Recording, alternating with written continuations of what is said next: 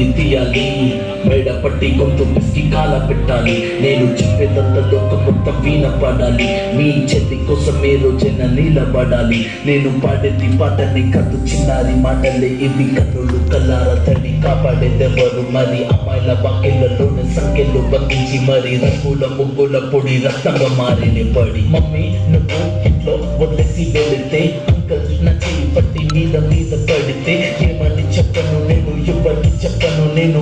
మీరే నేర్పించారు పెద్దోళ్ళు తెలుగులు అని, ఎందుకు మమ్మీ పుట్టించాడు డాడీ నన్ను? అసలు వినాలనుకున్న నేను చందమామ కథలు, ఆడపిల్ల బాధలన్నీ చెప్పుకునే బదులు పుట్టగానే చెప్పకుంటే తప్పుతుంటే విసురు. చిన్న బట్టలు వేసుకుంటే చంపేయాలా, ఇంకెన్ని రోజులు దాచుకుంట ప్రాణం ఇలా? నేను చదువుకోవాలా లేదా బడికెళ్ళాలా? న్యూస్ పేపర్ మెన్ స్టోరీ అయిపోయాని వాళ్ళ.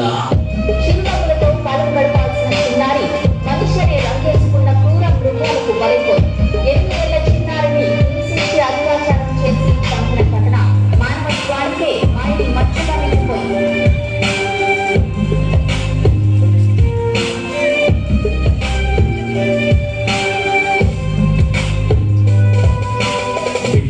పిల్లాన్ని కాలేజీకి వెళ్ళాను, డిస్టింక్షన్ కొట్టేసి డిస్ట్రిక్ట్ లో దాటాను. సిటీకి రాగానే సిటీలు కొట్టారు, నల్లగున్నానని నేను నవ్వుల పాలయ్యాను. తల మీద చెయ్యి వేసి తీసి గురువులు నడు మీద చెయ్యి వేసి కోరారు పరుగులు. చిక్క పిల్లలాగా నేను తీశాను పరుగులు, చనిపోయిన కూడా మీద పడ్డారు పురుగులు. ఏదో సాధిద్దామని క్లాసెస్ కి వెళ్తే ఓ వ్యక్తి నవ్వంటున్నా వెంటపడనే, చిన్న చూపు చూసి నా చెల్లి లాగాడు. యాసిడ్ దాడుల్లో నా పేరెక్కించాడు, రోడ్డు మీద రేపు చేసి రోకల్స్తో చెప్పారు. ఇది విన్న మా డాడీ కుక్క పెట్టి ఏడ్చాడు. క్యాండిల్ పట్టుకొని వాకింగ్ చేస్తారు, క్యాండిల్ ఆరిపోగానే ఇంటికెళ్ళిపోతారు.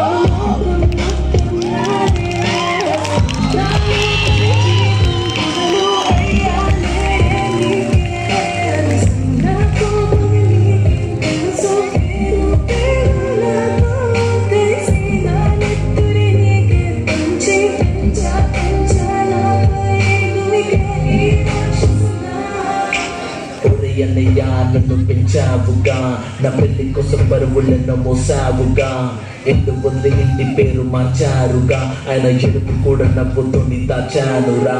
అమెరికా సంబంధం అన్నారు, మొదట్లో వెళ్ళండి ఉంటాను అన్నాడు. అప్పట్లో అనుమానం పెట్టేసి దాచాడు, గుప్పెట్లో దెబ్బలన్నీ కాచుకొని ఏడుస్త చీకట్లో. సారీ అన్నయ్య అది ఆయిల్ మార్క్ కాదు, సిగరెట్ అని చెప్పాలంటే నాకు నోరు రాదు.